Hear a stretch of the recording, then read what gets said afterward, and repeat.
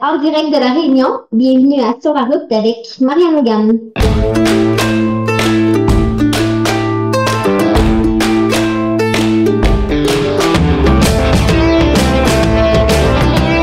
Entre elles, on se jase, entre elles, on se rencontre, entre elles, on existe.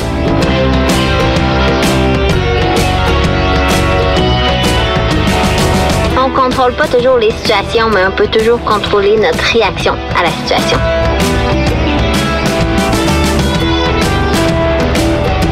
Si tu commences à te sentir bien en courant un ultramarathon, fais-toi-en pas, ça va passer.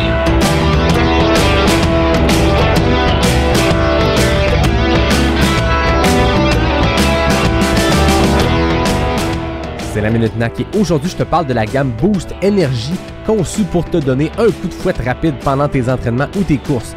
La Boost Énergie, ça combine les glucides simples et complexes pour une source d'énergie immédiate et prolongée sans crash. Parfait pour repartir fort après un passage difficile ou dans les derniers kilomètres. Le ratio 2:1 de glucose-fructose optimise l'absorption des glucides en minimisant les risques de problèmes digestifs. Une autre particularité de la gamme Boost, c'est le goût neutre. Ça descend bien, ça évite la fatigue gustative, puis ça se combine bien avec tout le reste de ta nutrition. La Boost Énergie vient en format gel avec 25 g de glucides et en drink mix qui te procure 60 g de carbs par 500 ml d'eau. C'est révolutionnaire et c'est fait par une entreprise québécoise.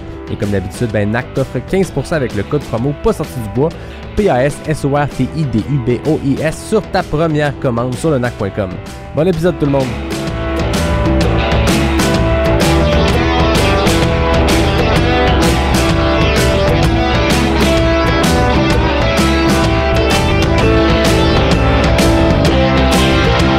Ouais, on n'est pas sorti du bois, hein?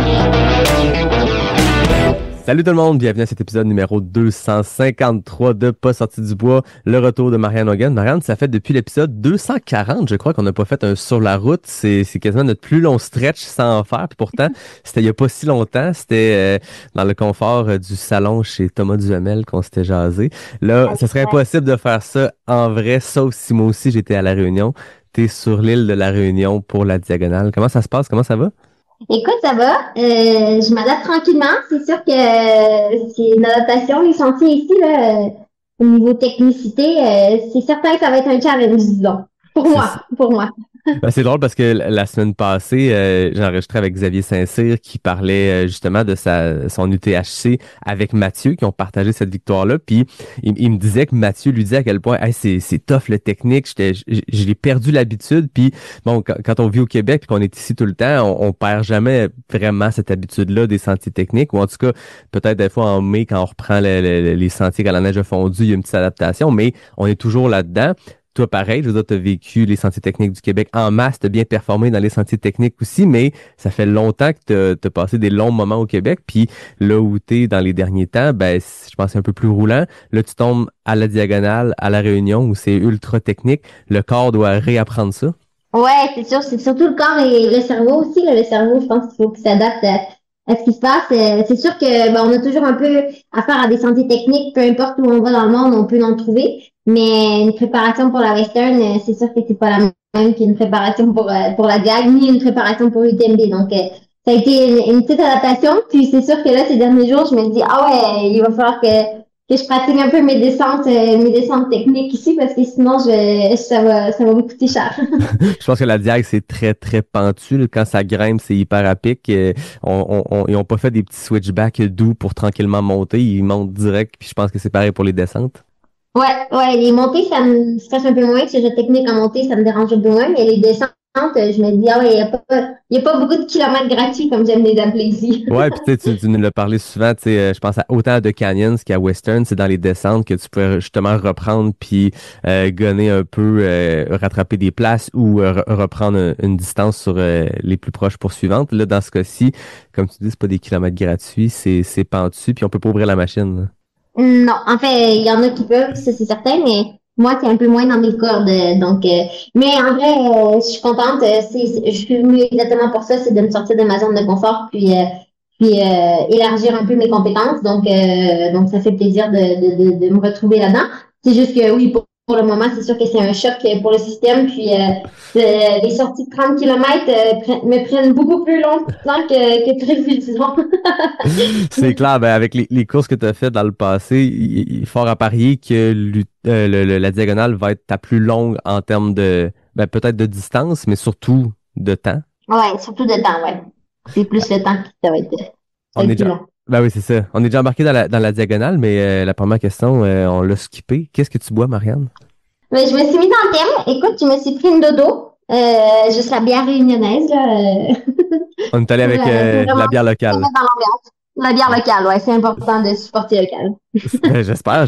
Avec 10 heures de décalage horaire, j'ai pas malheureusement une bière locale de mon côté. J'étais avec un café, puis c'est un pas sorti du bois. Fait qu'on est dans la thématique. Cheers à toi. Merci d'être là une fois de plus. Santé, yes. Merci de nous recevoir. On est tombé vite dans la diagonale parce que tu es à La Réunion, mais j'ai le goût qu'on reprenne un peu. La dernière fois qu'on s'est parlé, c'était quelques semaines après la Western State. Et à ce moment-là, tu te questionnais à savoir si tu allais faire ce saut-là de tout de suite te lancer sur l'UTMB. Tu en as parlé en masse de cette décision-là, mais j'ai le goût quand même que tu la partages aux auditeurs de Pas sorti du bois. Qu'est-ce qui a nourri cette réflexion-là de se dire « Je suis pas prête pour l'UTMB, ça va aller à plus tard ». Ben, en fait, c'est une décision qui était assez facile à prendre juste parce que mon corps en a décidé autant. Ça m'a pris beaucoup de temps à recourir après la Western. J'ai pris tout le mois de juillet pratiquement off. Vraiment rien faire. J'avais de la douleur encore quand je montais les marches. J'avais de la douleur en marchant. Et ça nous a pris un peu de temps à déterminer un peu qu'est-ce qui se passait avec moi. Et puis finalement, on a trouvé une protrusion discale au niveau de la L4, L5 qui correspondait beaucoup, en fait, qui expliquait mes douleurs à mon dos, mes douleurs à ma fesse et des douleurs un peu qui étaient du type sciatique. Donc, ça a pris du temps à déterminer tout ça et puis ça a pris du temps surtout d'éliminer la douleur. Je pense que quand j'ai recommencé même à courir début août, j'avais encore la douleur, puis c'était clair que rendu là que je pouvais pas courir un 100 miles à l'UTMB. Et j'ai trouvé ça drôle parce que je recevais de plus en plus, j'ai recommencé à courir au mois d'août et c'est vrai que oui, je recommençais à courir, mais il y a une différence entre courir 20 km puis s'aligner sur l'UTMB pour un 160 miles. J'avais beaucoup de gens qui me demandaient alors tu vas courir à l'UTMB et je me disais ouais, franchement, je pense que les gens, en fait, il faut respecter la distance, puis il faut respecter le défi là, qui est un 100 miles. Puis c'était vraiment une décision claire. Là. En fait, c'est une décision qui était absolument la meilleure pour moi au moment là, c'est de ne pas courir l'UTMB puis de voir une autre option. Et puis c'est là que la diag est un peu venue comme une bonne option pour moi. Une option différente de l'UTMB, mais quand même sur un profil qui est similaire, un peu plus technique, comme on le disait. Tu as vécu l'UTMB quand même d'une autre façon. J'ai eu la chance de parler avec Camille, puis merci de la petite mise en contact, mais j'ai pu l'interviewer dans les journées avant. Puis on s'est croisés de nuit à Courmayeur quand on courait dans la petite ville. J'en ai parlé plusieurs fois parce que c'est un de mes bons souvenirs de cette boucle-là autour du Mont-Blanc, cette nuit-là, dans Courmayeur, où c'est super tranquille, petite rue sinueuse, puis à un moment donné, on voyait les coureurs passer, puis à un moment donné, bang, Marianne est là, fait qu'on a jasé 5 minutes là avec, je pense qu'il y avait William Denac qui était là. Ouais. Tu étais là pour faire le crew. Comment ça s'est passé, cette expérience-là, de faire cette course-là avec Camille?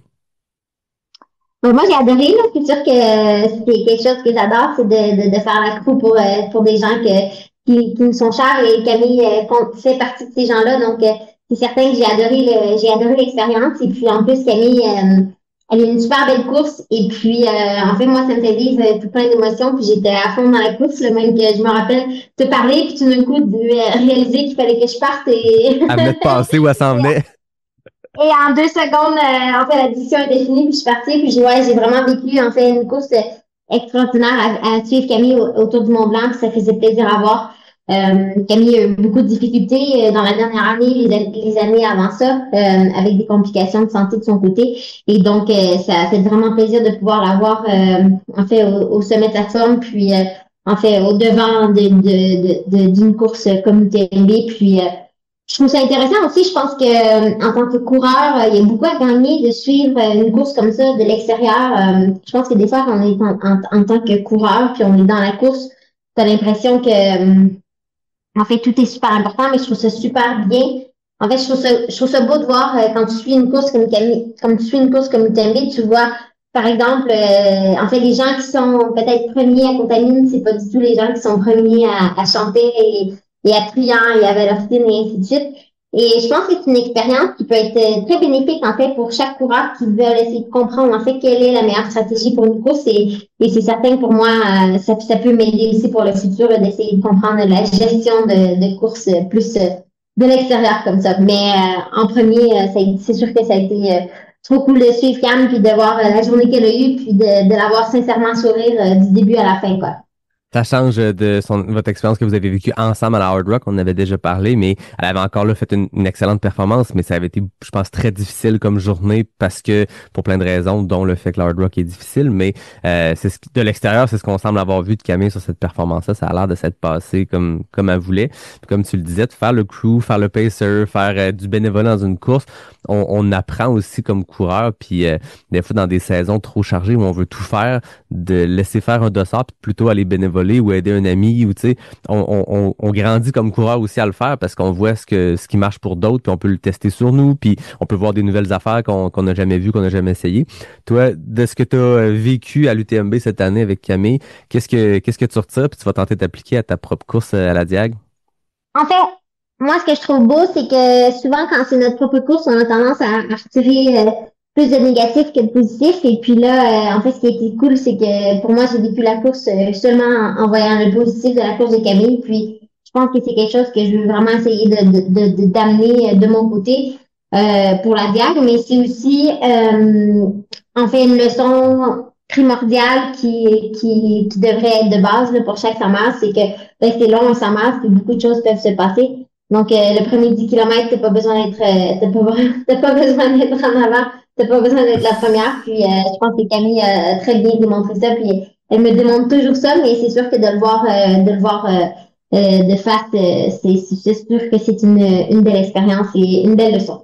Puis on a beaucoup d'exemples à travers les années aussi de justement de gens qui sont patients dans les débuts des 100 000. Puis c'est très, très rare les courses où le coureur, la coureuse qui passe en premier ou deuxième ravito croise la ligne d'arrivée en premier puis en deux. Tu sais, c'est arrivé, mais c'est rare. Ouais, exact. Parle-moi de l'entraînement qui a repris au mois d'août, puis qui semble avoir très bien été, cette progression-là, ce retour-là du gros volume. Ça a bien été. J'ai été patiente, je pense. C'est sûr que je peux toujours être plus patiente, mais je pense que vraiment de ce côté-ci, j'ai fait preuve de beaucoup de patience. En fait, j'ai fait une belle progression. Ça a été super cool aussi parce qu'il y a Martina dans mon équipe qui se remettait aussi en forme en même temps que moi. Donc, on a partagé beaucoup d'entraînement ensemble et ça faisait vraiment plaisir. On a passé du temps en équipe ensemble à Val-Cheny, une région en France qu'on affectionne beaucoup avec l'équipe Salomon. Et puis, oui, ça s'est bien passé. Je pense que j'ai été très progressive. J'ai complémenté avec le vélo autant que possible jusqu'à ce que j'arrive ici à la Diag.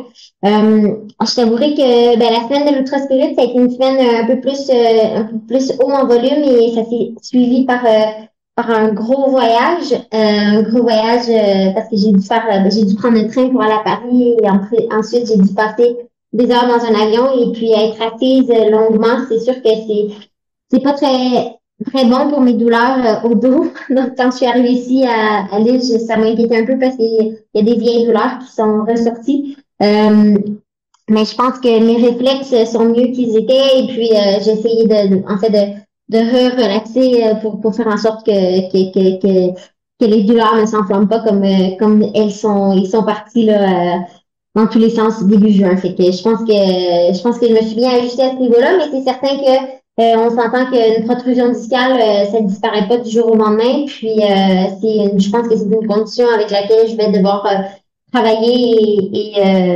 et contrôler dans les prochains mois. Donc, je fais beaucoup de renforcement musculaire, du travail à renforcement musculaire pour m'assurer que je reste au-dessus de ça. Mais c'est sûr que c'est quelque chose que je dois travailler là, à chaque semaine.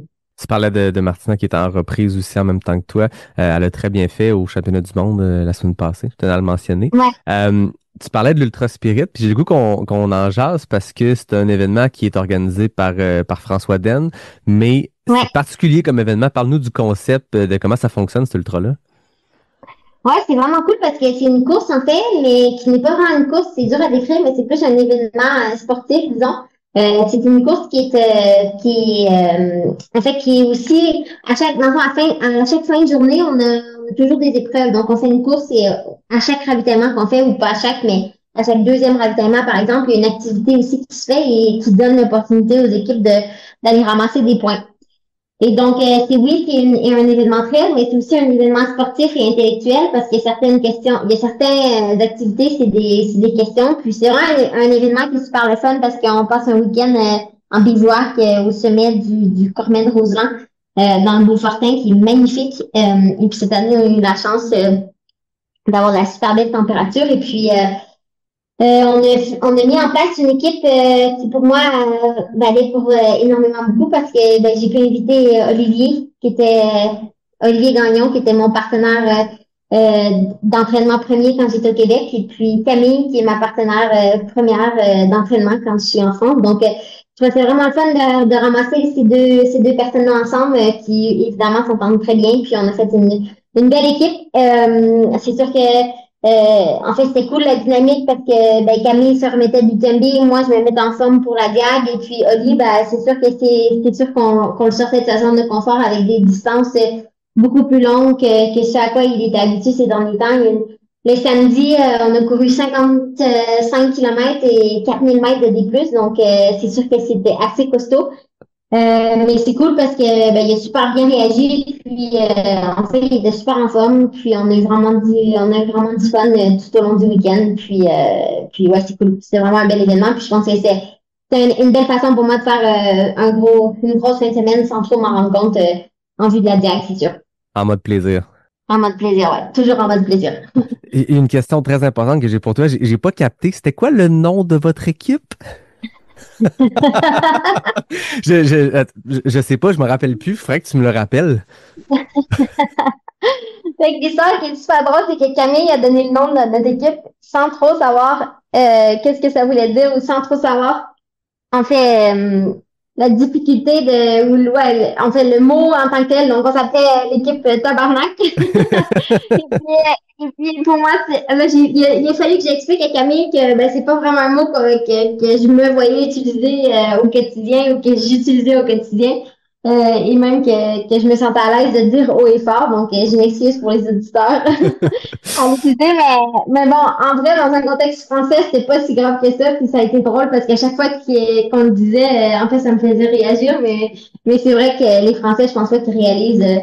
ou je pense pas oui, ils trouvent ça drôle comme mot, mais ça peut-être pas la vulgarité que ça pourrait avoir au Québec. Donc, on s'est bien amusé avec ce nom-là. Puis quand on se faisait appeler sur le podium, ça nous faisait bien rire à chaque fois.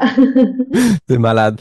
Tu parlais de la journée de 55 km, 4000. Au total, cet Ultra Spirit-là, c'était quoi les étapes? Ça t'a fait des journées de combien?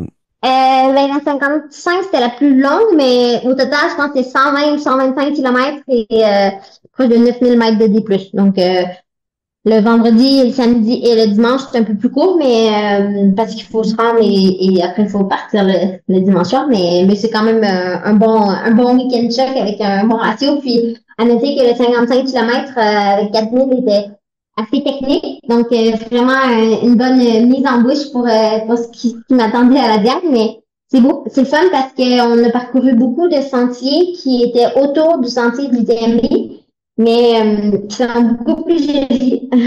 C'est pas les autoroutes. On est passé. Donc, on a fait du col du Bonhomme au col de la Sienne, mais par le sentier en hauteur. OK. Donc, j'avais jamais remarqué. En fait, pour toutes les fois qu'on a fait le tour du Mont-Blanc, j'avais jamais remarqué ces sentiers-là. Puis, c'est cool maintenant parce que j'ai une meilleure idée de ce qui se retrouve autour de ces montagnes-là. Cool. C'est cool. T'en as-tu profité tant qu'à te préparer pour la diag puis d'être dans un événement organisé par quelqu'un qui l'a gagné 4 fois, d'aller chercher quelques informations, quelques conseils de François Den? François, en fait, c'est cool avec François, c'est qu'il est toujours disponible pour suggérer beaucoup de choses en amont et pour la prépa et pour la course et tout ça. Donc, c'est sûr que c'est des choses qu'on avait discutées là. En fait, la meilleure façon de me préparer pour la diag. Puis, oui, on a eu la chance d'en discuter, notamment les sections que je devais reconnaître, etc. là, ici, pendant que je suis ici à La Réunion. Fait que là, gros week-end choc à l'Ultra Spirit. Après ça, on se déplace vers La Réunion pour la préparation de la diagonale. Avec ton coach Simon Gosselin, comment vous avez planifié ces 3 semaines-là? Dans le fond, 3 semaines ou 4 semaines à La Réunion en amont de la course? En fait, ouais, c'est plus, on avait une préparation qui était prévue et oui, effectivement, on a des portions que j'ai à reconnaître. Par contre, ce qui est bien, c'est qu'on sait maintenant que quand je suis à fleur de peau, là, comme ça, par rapport à mon dos, ben, c'est plus une planification qu'on doit faire pratiquement au jour le jour. Mais on se dit, OK, est-ce que demain tu peux faire ça? Est-ce que demain tu devrais pas faire ça? Plutôt, donc on est plus là-dedans en ce moment, c'est ma réalité, puis j'en suis consciente. Même si, oui, la diag me donnait plus de temps que depuis l'UTMB là, en termes de préparation, c'est sûr que ça fait quand même un turnaround assez serré là, parce que j'ai eu une protrusion début juin. Donc c'est sûr que ben, je le respecte et puis l'idée c'est que ben, potentiellement que je vais me retrouver sur la ligne de départ de la diag à une forme moindre que 100%, mais au moins j'aurai une santé optimale et non suboptimale. Donc, c'est plus dans ce contexte-là qu'on est en ce moment. Dans les parties que tu as prévu reconnaître, c'est lesquelles parce que tu disais, je me rappelle pas si c'était avant ou après qu'on a commencé à enregistrer, mais que tu feras pas l'intégralité du parcours en reconnaissance, mais tu as ciblé des portions. C'est lesquelles? Ben, en vrai, j'ai la chance, là, depuis que je suis ici, je suis entourée de gens locaux. Donc, Nico Rivière qui est arrivé deuxième de la DIAG en 2019 et un ami à Camille qui s'appelle Urco. Ils m'ont bien suggéré là, les portions qu'on devrait reconnaître. Et donc, c'est plus, je te dirais, le milieu de la DIAG, mais aussi on a reconnu la fin de semaine passée. Mais là, on va se faire un bloc de 3 jours qui va nous permettre de reconnaître peut-être au début du kilomètre 55 jusqu'au kilomètre 140 ou quelque chose comme ça. Donc, toute la section dans ma fat et les grosses montées comme le Maïdou et des choses comme ça. Je suis déjà allée voir le Maïdou parce que je suis allée courir sur la canalisation des Orangers et je suis remontée par le Maïdou. Donc, j'ai vu des portions du parcours déjà. Mais là, on va se faire une portion, en fait, 3 jours là, de portions plus centre. Et on a noté aussi que la diagonale passe aussi par des sentiers privés, donc le début de la course ne peut pas être reconnu dans tous les cas. Et puis les premiers 14 kilomètres, on m'a dit que c'était plus de la route et que ça ne valait pas nécessairement la peine d'être reconnu. Donc voilà. On le sait, la diagonale n'a pas le droit d'avoir des bâtons pour un 100 000 qui fait plus de 10 000 mètres de dénivelé positif. C'est une particularité de cette course-là. Est-ce que les bâtons sont bien rangés puis on les sort pas? Je les ai pas amenés à la maison. Tu l'as même pas? Non, je les ai pas amenés. Le mois d'août, je t'avouerai que j'ai utilisé les bâtons juste parce qu'on essayait aussi de protéger mon dos. Donc, tout le mois d'août, je me suis entraînée avec les bâtons. Puis, depuis début septembre, là, j'ai fait sans bâton. Toute l'Ultra Spirit, j'ai fait sans bâton. Et en fait, je me suis surprise parce que je me suis quand même adaptée rapidement à cette nouvelle réalité. Je me rappelle qu'en 2023, quand j'avais fait l'Ultra Spirit avec Cathy Scheid et Camille, et puis que ces deux-là avaient fait l'intégralité de l'Ultra Spirit sans bâton, ça m'avait vraiment choquée. Mais là, j'ai fait la même chose, puis je me sentais bien, puis c'est encore un bon rappel qu'en fait, ton corps, il s'adapte. Si tu l'entraînes assez de fois sans bâton, mais ton corps, en fait, il s'adapte à monter les montagnes sans bâton. Mais effectivement, c'est sûr que ça aussi, c'est une autre chose qui me sort de ma zone de confort parce que moi, mes bâtons, c'était quand même quelque chose que j'utilisais beaucoup là, dans mes courses assez montagnardes comme l'UTMB, mais aussi, par exemple, la Swiss Canyon, qui est une course qui est pas très montagnarde que j'ai fait. Moi, j'ai utilisé les bâtons, ouais, je suis quelqu'un qui va toujours tourner vers les bâtons dès que je peux, mais là, dans ce cas-ci, ça me fait pratiquer ça, puis je pense que ça va payer pour le futur. Ouais, clairement, on pousse sur les jambes avec les bras en montant quand c'est à pic, puis le corps s'adapte, mais c'est vrai que c'est une particularité quand on est habitué de le faire, puis je veux pas dire, c'est pas une béquille, pas du tout, mais je veux dire, ça devient une extension de soi, nos bâtons, quand on en fait autant, tu sais, des années, des kilomètres, des milliers de kilomètres avec les bâtons, ça devient une seconde nature, là, c'est comme réapprendre un peu à monter d'une façon différente, là. Ouais, exactement. Tu as fait la Mascareigne en 2019, une année où il y avait une quarantaine de Québécois, je pense, qui étaient à la Diag. C'était organisé par la Clinique du Coureur, les Guerriers du Grand Raid. Vous étiez plusieurs sur tout plein de distances. Il y avait des Québécois qui avaient très, très bien fait. Cette Mascareigne-là, tu l'as déjà raconté sur le podcast, tu étais blessé, tu avais pris le départ, puis tu l'avais pris en mode relax, je crois. tu as quand même Ouais. reconnu des portions du parcours. Est-ce que de l'avoir fait, d'avoir déjà participé à l'événement, d'avoir déjà vécu cette folie-là, parce que je pense que c'est ce qui surprend beaucoup les gens quand ils arrivent à la Diagonale ou au Grand Raid, l'événement en général, c'est l'intensité des réunionnais, l'intensité de l'ambiance. De l'avoir déjà fait, ça te met en confiance pour la suite, ça te prépare à ce qui t'attend? Oui, ça m'avait surtout donné le goût de revenir. Ouais. Je pense que quand j'étais venue en 2019, effectivement, en fait, pour ceux qui n'ont pas écouté le podcast à ce moment-là, moi, j'ai marché l'intégralité de la Mascarille en 2019. Et donc, j'ai pu voir les parcours sans vraiment plus en profiter. Par contre, j'avais adoré l'ambiance, j'avais adoré l'île et j'avais surtout, ouais, l'ambiance, c'est vraiment quelque chose qui est flagrant ici.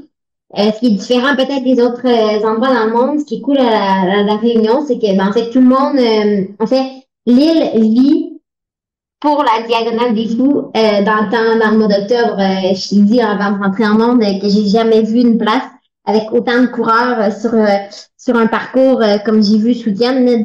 Dimanche, on a reconnu les derniers 25 kilos de la course, puis il y avait des coureurs de partout, puis c'est beau à voir. Quand tu dis aux gens ici que tu cours la diag, en fait, tout le monde sait exactement de quoi tu parles. Et puis, c'est pas pareil que, par exemple, si on est à Montréal, tu dis à quelqu'un que tu cours le DHC, s'il est pas coureur, ben, il sait pas nécessairement c'est quoi.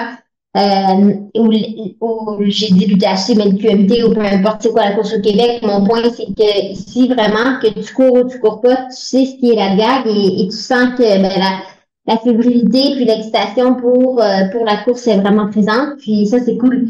Et puis j'ai hâte de voir à quoi ça va ressembler le jour de la course, mais c'est certain que dans tous les cas, l'ambiance devrait être assez excellente.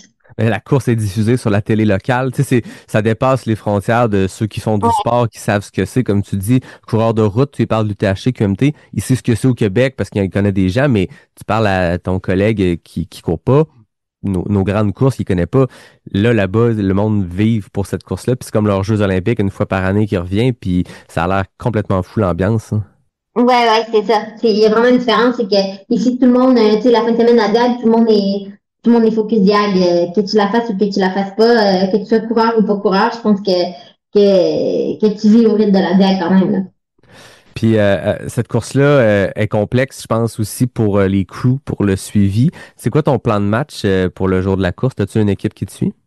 Ouais, en fait, je suis chanceuse parce que j'ai des gens qui ont été très motivés de m'accompagner à la réunion. Je trouve ça vraiment fun parce que c'est une équipe qui s'est mise en place sans que j'ai eu besoin de la mettre en place. J'ai Camille qui va arriver le 10. J'ai Emeline qui est notre kiné physio de l'équipe et qui va venir aider aussi sur les ravitaillements, qui est là aussi pour ma western. Et j'ai deux amis aussi, Hélène et Sébastien, qui sont deux amis à moi qui vont aussi venir pour la course. Donc, je vais sûrement faire deux équipes de deux. Et puis, oui, effectivement, il y en a parmi eux qui vont devoir aussi courir, faire certains ravitaillements. C'est vrai que c'est une course qui est très, très difficile à ravitailler, mais j'ai la chance que Hélène, elle est venue plusieurs fois à la réunion. Camille, effectivement, a fait la diag deux fois. Et puis, Emeline a fait la crew de Camille lorsqu'elle a fait la diag. Donc, j'ai quand même une équipe qui est potentiellement plus au courant de ce qui va se passer au niveau ravitaillement que moi. Et puis, je vais compter sur eux pour gérer cette portion-là, surtout gérer la portion conduite et tout ça. Mais effectivement, la DAG, c'est pas une course qui est facile à ravitailler. Puis je me compte chanceuse d'avoir une équipe aussi complète que ça. Et c'est tous des gens qui vont pouvoir aussi courir pour se rendre aux endroits s'il y a besoin. C'est très cool, ça. C'est une course qui est longue, qui est très, très chaude. Qu'est-ce que tu fais présentement spécifiquement pour t'y préparer? Alors, au niveau de l'adaptation, mais c'est sûr que je pense qu'arriver, comme là, j'ai fait 3 semaines en amont de la course, c'est sûr que ça me prépare à m'adapter à la température. Là, les amis chez qui j'étais, ils m'expliquaient que effectivement la température est pas trop chaude en ce moment, mais que ça va continuer d'augmenter là, jusqu'au jour de la course. Donc, c'est bien parce que je m'adapte en conséquence, mais en amont d'arriver ici, c'est sûr que j'ai fait du sauna et je continue d'en faire un peu là, ici lorsque je peux. D'ailleurs, au début de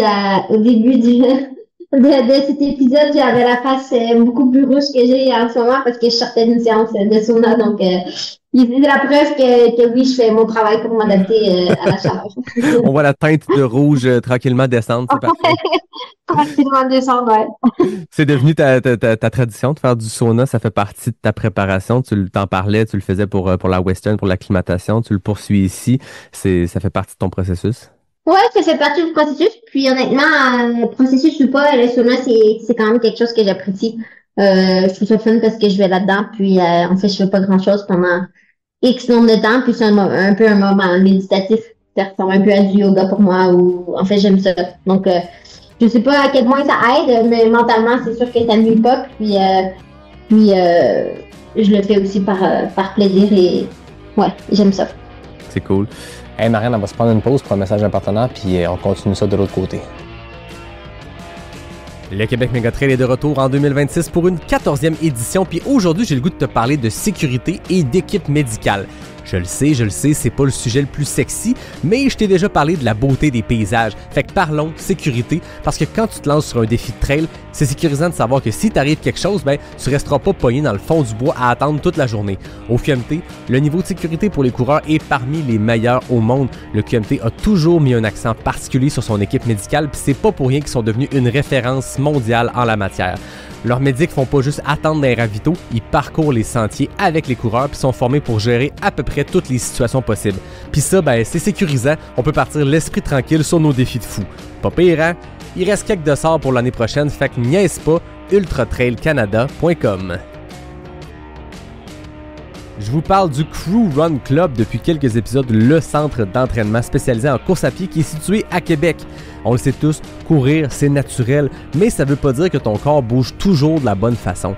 L'évaluation fonctionnelle du Crew Run Club, c'est comme un scan de ta mécanique de course. Tu veux savoir si ta foulée est efficace, si tu compenses avec tes hanches ou tes chevilles, si tu risques de te blesser, l'équipe d'experts analyse tes mouvements, identifie tes faiblesses puis te donne des exercices concrets pour optimiser ta course. C'est super utile que tu sois débutant ou avancé. Bref, c'est un check-up qui peut t'éviter des pépins puis t'aider à performer mieux. Pour booker ton évaluation, ça se passe sur lecrewrunclub.ca.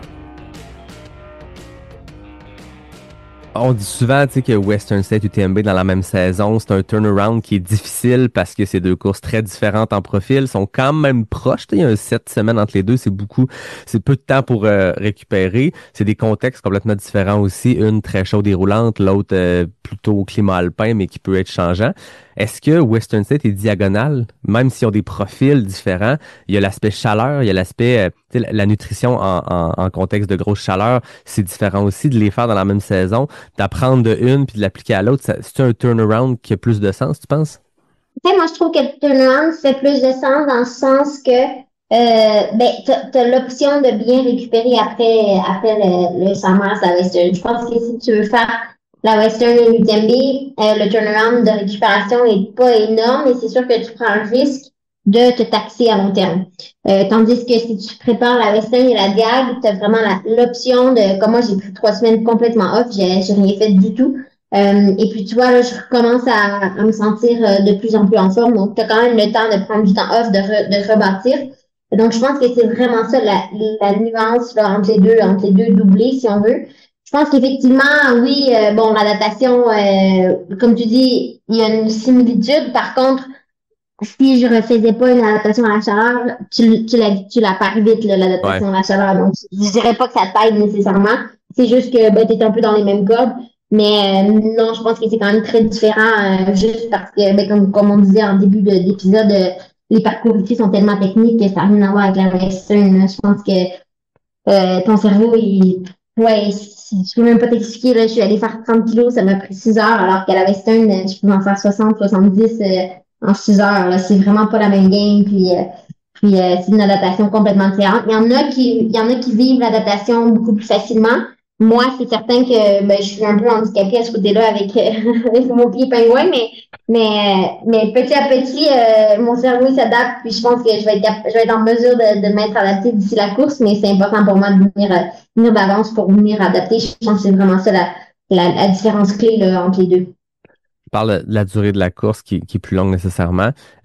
Je regardais pendant que tu parlais, ta plus longue course en durée, tu as pris à peu près 24 heures, ton premier UTMB.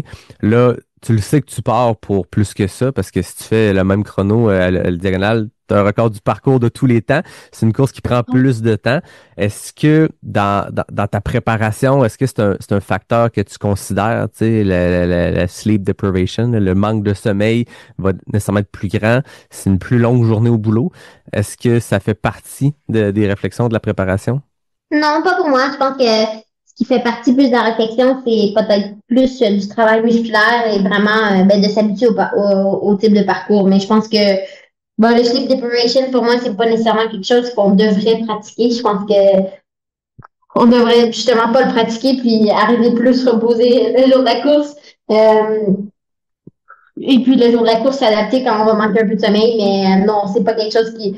En fait, pour moi, c'est plus important d'arriver bien préparé musculairement et physiquement que les détails comme ça. Je pense que les détails comme ça, c'est mieux de les affronter le jour de la course puis s'adapter en conséquence. Ah ouais, très le fun à suivre en tout cas. Il y a une question que je voulais te poser qui est très champ gauche, qui n'a pas rapport avec la Diag, mais les championnats mondiaux viennent de se terminer au moment où on enregistre. Ouais. J'ai senti cette année qu'il y a un changement dans le sens où il y a une attention encore plus grande qui se porte vers ces championnats mondiaux-là. Par le passé, on voyait des athlètes qu'on voit sur l'UTMB World Series, l'Ultra Trail World Tour à l'époque, les World Trail Majors, ces grandes séries-là avec des UTMB, des Western, des Hard Rock qui sont les courses qui sont un peu les championnats mondiaux. Entre nous autres, on le disait tout, l'UTMB avait une concentration d'athlètes beaucoup plus grande que les championnats mondiaux, surtout les longues distances. Je pense que les championnats mondiaux de course en montagne ont toujours été extrêmement compétitifs, mais sur des distances, le trail long, le trail court, on le voyait 2019, 2021, 2022, il y avait de plus en plus d'athlètes du réseau classique du trail qui allaient l'essayer, mais là, cette année, beaucoup de monde était là. Une Katie Scheid, un Jim Wamsley, il y avait une grosse concentration. Est-ce que toi, comme athlète de l'ultra-endurance qui a fait ces courses-là, l'UTMB, Western, est-ce qu'il y a un intérêt peut-être dans le futur à aller s'amuser sur les championnats mondiaux puis compétitionner sur un format qui est, entre guillemets, plus court? Oui. Je pense que c'est une question qui est chargée, même si j'imagine que tu n'avais pas l'impression que c'était une question chargée, mais en fait, pour moi, je trouve encore que le sport a besoin d'évoluer beaucoup pour que les championnats du monde soient vraiment reconnus comme, en fait, pour qu'on puisse dire, oui, effectivement, c'est la meilleure activité. Par exemple, si tu prends un autre sport où, par exemple, les championnats le cyclisme, c'est peut-être pas le cas, mais par exemple, le triathlon. Le triathlon, je pense qu'on peut tous se dire que les championnats du monde, tous les meilleurs athlètes se présentent sur la ligne de départ des championnats du monde parce que c'est fédéré par en fait, c'est la Fédération internationale de triathlon qui fait en sorte que ça, c'est l'événement clé, c'est vraiment l'événement le plus populaire. Et chaque pays a une fédération qui font vraiment tout en leur possible pour envoyer les athlètes et supporter les athlètes pour les envoyer là. Alors, le trail, c'est vraiment particulier parce que nous, en fait, on n'est pas nécessairement autant... La fédération, oui, elle a un impact sur notre développement en tant que sportif trailer, mais je veux dire, la fédération, par exemple, la Fédération de course en montagne canadienne, ça fait partie de l'athlétisme Canada, et c'est certain que c'est pas la priorité. Le budget est pas nécessairement très élevé pour envoyer l'équipe canadienne au championnat du monde. Et puis nous, on est plutôt, c'est sûr qu'en tant qu'athlète, on est supporté par des marques qui ne sont pas nécessairement mis de l'avant lors des championnats du monde parce qu'on a porté les marques qui sont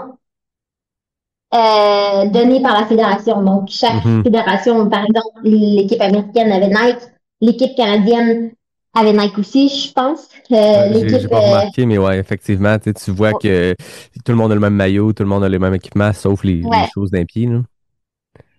Ouais, donc c'est vraiment un sujet qui est particulier parce qu'effectivement, les championnats du monde t'aimeraient que tous les meilleurs athlètes au monde se présentent sur la ligne de départ et je pense qu'on s'aligne là-dessus et je pense qu'on s'en va dans une direction où de plus en plus, en fait, les athlètes donnent une importance aux championnats du monde et c'est beau à voir et j'aimerais ça le voir et j'aimerais ça l'encourager et pour qu'on soit clair, je m'implique au niveau de la fédération pour justement développer l'équipe canadienne et tout ça. Donc ça, c'est une première chose à dire. La deuxième chose à dire, je pense, à noter que il y a quand même une différence entre un 80 km dans les Pyrénées et les 100 miles pour lesquels je me prépare. Donc oui, je fais de l'ultra, mais c'est deux courses complètement différentes. Et puis si une année, je veux me lancer sur les championnats du monde, je pense que ça mérite une préparation en soi. Et cette année, tu vois, moi, je m'alignais plus pour faire l'UTMB. Finalement, ça a pas marché, mais la sélection pour l'équipe canadienne était passée, puis il était trop tard. Fait qu'il y a beaucoup de questions logistiques qui font en sorte que, en fait, tu peux pas juste décider dans la minute de te pointer pour le championnat du monde, mais moi, ce que j'aimerais voir, c'est vraiment une plus grande implication globale de la. En fait, j'aimerais ça voir que la fédération puisse, en fait, qu'il y ait une union fédérale qui gère un peu plus ça pour dire que oui, les championnats du monde sont ci et les athlètes devraient s'y présenter. Versus, par exemple, l'UTMB qui va toujours demeurer un peu en quelque sorte les championnats du monde, les Olympiques du trail à chaque année. Et puis, je pense qu'on est un peu là à une croisée des chemins où, effectivement, cette année, il y a eu une grosse présence d'athlètes au championnat du monde. On n'a pas eu tous les athlètes, mais une plus grande participation. Et c'est nouveau aussi depuis les quelques dernières années que, par exemple, l'événement des championnats du monde combine et les championnats du monde de course en montagne et les championnats du cours de trail long et court. Donc, c'est vraiment, je pense qu'on est dans une période de transition. Et je trouve ça beau de voir que il y a de plus en plus de participation et éventuellement, je pense que j'aimerais y participer. Je trouve ça beau de voir aussi que l'équipe Canada a aussi bien performé parce qu'on a d'incroyablement bons athlètes au Canada. Et puis, c'est beau de voir qu'ils ont monté sur le podium dans la course verticale. Je pense qu'on a aussi beaucoup de potentiel sur les courses plus longues. J'ai vu que Jasmine a fini quatrième dans le trail. Ça, c'est super cool. Puis, je pense que oui, effectivement, on a beaucoup de potentiel, mais c'est sûr qu'il y a beaucoup de travail à faire aussi pour s'assurer que les athlètes, en fait, on ait la possibilité et le support nécessaire pour se présenter à ces courses-là. Parce que sinon, en ce moment, c'est sûr que te présenter au championnat du monde, tu dois quand même défrayer des coûts en tant qu'athlète versus d'autres courses sur le circuit, ce qui, pour moi, ne fait pas nécessairement beaucoup de sens. Tu vois ce que je veux dire? Ouais, clairement. Puis ça va être intéressant de voir un peu entre guillemets, les jeux de pouvoir se jouer dans les prochaines années parce que là, cette année, on a vu, par exemple, l'équipe française qui a demandé à ses coureurs de ne pas faire d'autres événements 45 jours avant les championnats du monde, ce qui a fait que l'UTMB avait, tu sais, sur l'OCC, par exemple, le top 10 de l'OCC était aux championnats mondiaux dans le trail long ou le trail court, mais il n'y avait aucun Français là-dedans parce que tous les athlètes français, dont les deux vice-champions du monde, là, les deux Français qui ont terminé deuxième à égalité, n'étaient pas à l'UTMB. Fait que là, il y a un petit jeu de pouvoir où certains athlètes peuvent plus le faire alors qu'un Jim Wansley a pu se taper l'UTMB et les championnats du monde en préparation l'un de l'autre. L'ITRA est au cœur... Il s'est tapé un OCC. Oui, c'est ça, oui, exact. L'UTMB comme événement. Oui, oui, effectivement. Ouais. Non, je pense que UTMB, 170 kilos et les mondiaux, je pense qu'il n'y a personne qui l'a fait parce que c'est quand même 3 semaines, mais effectivement, l'OCC voyait une concentration d'athlètes qui se préparaient pour les mondiaux. Mais là, on voit aussi l'ITRA qui est très présente dans l'organisation des championnats mondiaux.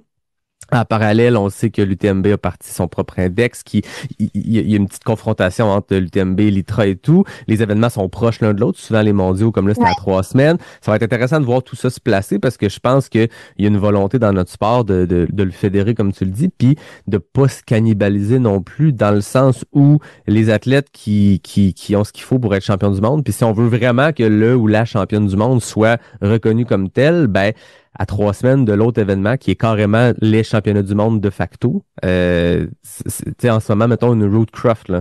C'est qui la championne du monde? C'est qui la meilleure au monde selon les résultats 2025? Est-ce que c'est Abby Hall qui a gagné la Western? Est-ce que c'est Rootcroft qui a gagné l'UTMB? Ou c'est Katie Shaw qui a gagné les championnats du monde de trail long?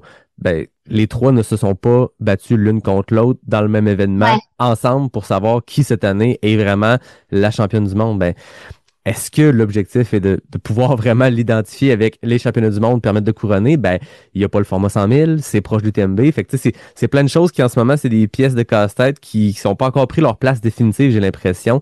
Quand tu regardes d'autres sports, il y a des jalons importants. En trail, année après année, quand on regarde l'ultra-distance, le très long, ben, Western, Hard Rock, UTMB sont un peu des jalons diagonales. C'est comme les 4 grandes courses.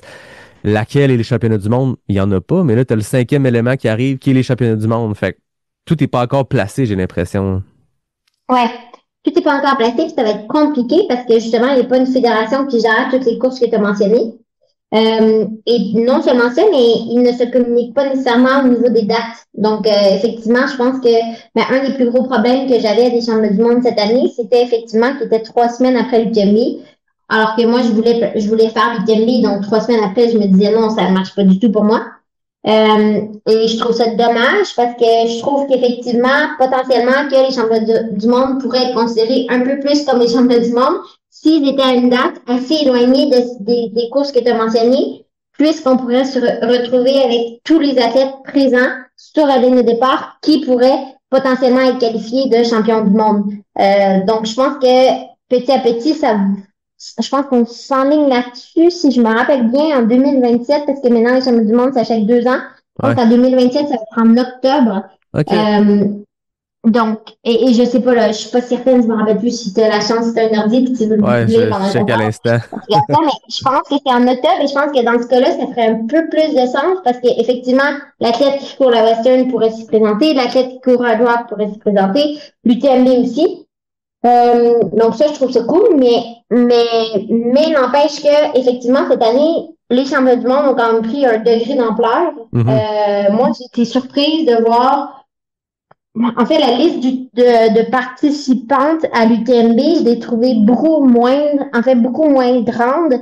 Là, je me prononce que sur les femmes parce que je me suis portée plus sur les femmes, évidemment, en suivant la course de Cannes, mais j'ai trouvé le nombre de participantes, mettons au côté UTMB élevé, beaucoup plus petite sur l'UTMB parce que j'ai l'impression que beaucoup de coureuses comptaient aussi faire les championnats du monde et donc il y en a eu beaucoup plus d'entre elles qui ont fait soit la CCC ou l'OCC. Donc ça a eu un impact et donc moi je me surprendrais pas à dire que d'année après année potentiellement que les championnats du monde prendraient plus d'ampleur et s'ils prennent plus d'ampleur, potentiellement que les fédérations peuvent supporter plus leur équipe et amener plus de budget pour le développement de leur équipe, ouais. Oui, exact. Cette année, c'était l'OCC qui était avec la plus grande concentration d'athlètes. Puis on a vu des athlètes de longue distance. Tu parlais de Jasmine Lauter, la Canadienne. Rosanna Bukauer, l'Allemande. C'est des athlètes qui, naturellement, sont plus sur des CCC, UTMB, sont sur de la longue distance, qui ont opté pour l'OCC parce que je pense que c'était un turnaround qui avait du sens de faire un 50-60K cette année, 3 semaines avant. Ouais. Ça peut être une espèce de dernière grosse préparation. Mais il y a une mini cannibalisation qui se fait comme ça. Pendant que tu parlais, je suis allé voir, puis en 2027 à Cape Town, c'est du 6 au 10 octobre. Fait que ça devient qu'un turnaround plus intéressant où je pense que de faire un UTMB et de récupérer pour un 6 octobre, c'est ambitieux, mais c'est déjà plus réaliste peut-être que là, cette année, mi-septembre. Là. Ouais, mi-septembre, moi, je trouvais ça beaucoup trop short. Et c'est pour ça que moi, j'avais jamais soumis ma candidature. Mais même là, tu vois, le 6 à 7 octobre, si je fais l'UTMB en 2027, je suis pas certaine que je suis prête à faire un 80 kilos le 6 ou 7 octobre. Donc, c'est toujours des choix qui sont quand même difficiles. Puis je trouve ça dommage parce que, mais de l'autre côté, il y a pas non plus une solution miracle parce que si tu la mets plus tôt dans l'année, là, c'est sûr que ça peut venir mettre en jeu la Western. Par contre, tu vois, moi, je les verrais plus, les championnats du monde, je les verrais plus au mois de mai-juin pour que, en fait, ça pourrait même être une course préparative pour les sommers de l'été. Donc, c'est sûr que c'est un sujet qui est compliqué. Puis ça a beaucoup de dimensions. Il y a beaucoup de dimensions qui sont dures à expliquer complètement sur le podcast, mais... Non, mais c'est intéressant. Je pensais pas ouvrir cette boîte-là avec ma question, puis je trouve ça hyper intéressant d'avoir la perspective d'une athlète qui veut participer à ces championnats du monde-là de facto, les UTMB Western, et aussi peut-être les championnats du monde. Puis, comme tu dis, peut-être que si c'était tôt dans la saison, tu sais, sur le 80, le trail long, t'as un mix d'athlètes qui sont spécialisés sur du 50, du 80, tu sais, des gens qui font l'OCC, UTMB, l'OCC ou la CCC, des Stian et ces athlètes-là qu'on voit année après année sur des formats longs qui tournent un peu le dos à la Golden Trail qui a un peu raccourci ses formats. Tu sais, à un moment donné, la Golden Trail, la Skyrunner World Series, t'avais du 50. Là, on est retombé plus sur du 30.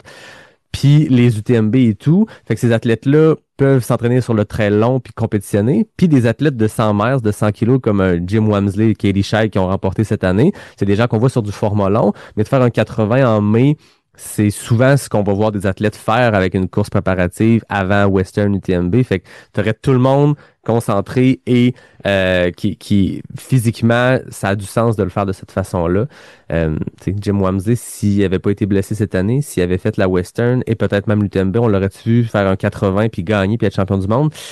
T'sais, il l'a carrément dit, il hésitait entre l'UTMB 170 ou les championnats du monde. Quand cet été, il reprenait après blessure. Fait que tout ça, c'est des bonnes questions. Ouais. Je pense que j'inviterais tous ceux qui sont les décideurs à écouter cet épisode-ci puis à y réfléchir pour 2029. Fait que je pense que on a cette portée-là. Mai 2029, championnat du monde, ça a bien du sens. Fait que je pense que c'est décidé. Mais je pense qu'on est plusieurs avec cette opinion-là que les championnats du monde devraient être au mois de... Moi, je pense que le mois de mai, ce serait potentiellement une date idéale parce que ça nous donne assez de temps de préparation et assez de temps de repos pour n'importe quelle course qu'on voudrait faire dans le futur avec un 80 kilos, par exemple. Début mai, moi, je pense que ce serait vraiment une période idéale, mais bon, c'est sûr que les championnats du monde incluent aussi plusieurs autres courses, puis les 80 kilos, c'est pas nécessairement ce qui devrait gérer tout ça, puis... Mais bon, je pense que c'est des bons problèmes à savoir qu'il y a beaucoup de courses qu'on peut faire. Puis je trouve ça cool de voir qu'on a beaucoup d'options comme ça. Mais c'est sûr que je pense que ce qui manque à notre sport actuellement, c'est une course qui vraiment rassemble tous les meilleurs coureurs sans aucun doute, année après année, qui couronne le champion de l'année. Et c'est vrai qu'il y a beaucoup d'autres sports là, mais bon, c'est aussi ce qui amène un peu la particularité de notre sport puis qui le rend cool. Mais c'est vrai que moi, je trouve ça délicat de dire le terme champion du monde, ouais, en fait, évidemment, je trouve ça vraiment cool, mais je trouve que c'est délicat quand t'as aussi l'UTMB qui dit que c'est, tu sais, je sais même pas comment il appelle ça, là, sommet mondial le World Series. Ouais, c'est même mondial du trail. Les finales de la World Series. Puis... Ouais, les finales de la World Series versus les championnats du monde. Et donc, c'est beaucoup, ça commence à être beaucoup de champions du monde, en quelque sorte. Oui, puis on parle des longues distances parce que c'est ta spécialité, mais je pense que c'est pareil pour le trail court. Tu sais, la personne qui gagne Sierzinal, la personne qui gagne la Golden Trail World Series, puis la personne qui gagne les mondiaux, les trois peuvent être sacrés champions du monde parce que Sierzinal, c'est toujours un field complètement fou. La Golden Trail, ça a un format un peu comme les Coupes du monde de ski et autres, que c'est pas juste la meilleure personne à une journée pendant une course qui est couronnée, c'est quelqu'un qui a accumulé des points, qui a été le plus solide d'une course à l'autre. Fait que, tu sais, après ça, c'est pareil de leur côté. Je pense qu'à toutes les distances, cette question-là se pose. Fait que le seul problème, je t'écoutais en parlant de début mai, c'est qu'on pourra jamais avoir les championnats mondiaux au Québec. Ça, c'est la seule affaire. Fait que si c'est mai, ça marche pas. En tout cas, on lance ça dans l'univers, mais c'est intéressant d'aller plus loin que la diagonale, de parler d'autres choses, puis d'aborder ça, ces championnats mondiaux-là. C'est un très bon point ce que tu amènes. C'est très intéressant, ce questionnement-là. Puis je pense que ça démontre que notre sport est encore en évolution, puis encore en train de se placer, puis se normer.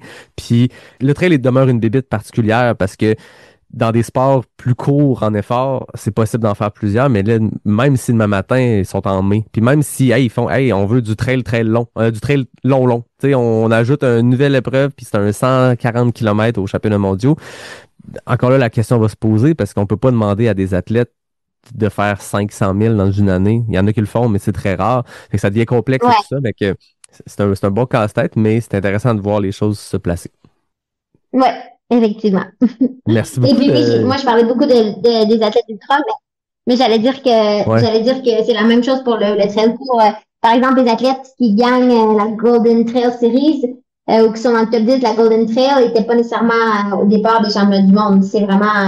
Je pense que c'est représentatif de beaucoup d'événements de course en montagne. Donc, c'est pas juste, moi j'ai parlé d'ultra parce qu'évidemment c'est plus ma spécialité, mais effectivement ça se retrouve à tous les niveaux là. Oui, puis on a déjà parlé, le sport se spécialise, se surspécialise, puis un athlète qui fait du 30-40 km, qui s'entraîne pour gagner Cerzinal, va te dire que le trail long à 50 km des Pyrénées qui prenait 5-6 heures parce qu'il était hyper technique, puis le classique up and down qui se gagne en 1h15, c'est pas du tout le même genre d'effort que quelqu'un qui fait Cerzinal, qui est 30 km. On est rendu dans cette surspécialisation-là où c'est 3 disciplines quasiment différentes, puis on en voit peu qui sautent d'une à l'autre. Fait que, en tout cas, on refera pas le monde ce matin, mais c'est intéressant de se questionner là-dessus. Merci beaucoup de ton temps. On peut essayer. Ben oui, on peut essayer, exactement. Bonne fin de préparation pour la diagonale. Au moment où l'épisode va paraître, la course va être le lendemain. Je sors ça dans une dizaine de jours, fait qu'on va être tout près de la course. J'encourage tous les Québécois à suivre la diagonale puis à t'encourager à distance. Je pense que tu vas avoir une communauté trail québécoise au complet derrière toi pour cette course-là. On salue aussi Anne Champagne, la Québécoise, qui va être sur place sur la diagonale. Puis je suis sûr qu'il y a d'autres Québécois qui participent au Grand Raid, mais vous êtes les 2 noms que je sais au moment où on enregistre qui sont là. Je cherchais la start list tantôt, je la voyais pas. Julie Lesage qui fait la Julie Lesage qui fait la trail de Bourbon. C'est vrai. La trail du Bourbon. C'est vrai. Ouais. Bon, on souhaite une bonne course à Julie. On la salue aussi. On la salue. Fait qu'on salue ce trio de femmes-là. Excellent. Bonne fin de préparation, Marianne, puis merci beaucoup de ton temps ce matin. Merci à toi. Comme d'habitude, je termine en remerciant David Hébert pour le design graphique, Fred Desroches pour le thème musical, NAC qui est le partenaire principal et qui est le nouveau partenaire officiel de la Diagonale, en fait du Grand Raid. Ils ont fait l'annonce il y a quelques semaines, mais NAC élargit encore sa diffusion internationale après l'UTMB World Series, après les grandes courses. Le Grand Raid embarque dans le bateau, donc NAC va être là. Donc tu vas avoir du NAC dans les ravitaux, c'est une bonne nouvelle. Merci aussi à Café Charlevoix pour mon excellent café ce matin. Merci à Mox Mocktail et à Noctem. Puis à tout le monde, je vous dis à très bientôt pour un prochain épisode de Pas sorti du bois, le podcast 100% Trail.